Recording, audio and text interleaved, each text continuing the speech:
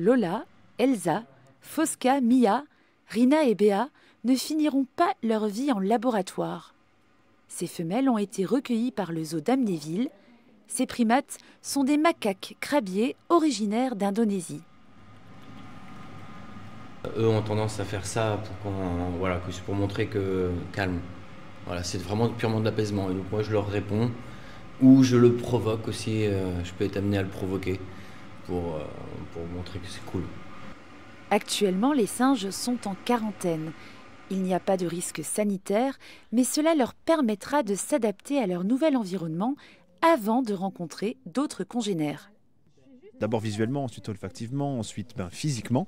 Donc ça demande en fait une grosse procédure, beaucoup de temps d'observation aussi pour voir comment est-ce que ça se passe, est-ce qu'on doit retirer un animal, est-ce qu'on peut tous les laisser. Comme on ne sait pas de ce par quoi ils sont passés, on ne sait pas ce qu'ils ont vécu, on ne sait pas en termes de sociabilité comment ça se passe, et forcément on s'attend un petit peu à tout. Un bâtiment est d'ailleurs en cours de rénovation pour pouvoir les accueillir dans de bonnes conditions. Les visiteurs ont hâte de voir les travaux aboutir. Moi, je trouve que c'est bien et j'en avais entendu parler justement.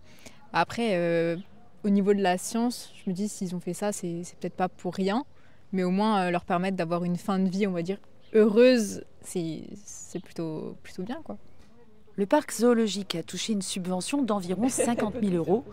Une première qui ne doit rien au hasard, car les soigneurs sont familiers de cette espèce. Déjà, c'est une belle reconnaissance aussi de nous contacter.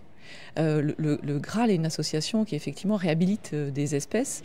Et le fait qu'une association comme celle-ci contacte un zoo, ce n'est pas forcément des personnes qui travaillent vraiment avec nous. Le public pourra rencontrer ces nouveaux pensionnaires d'ici fin juin.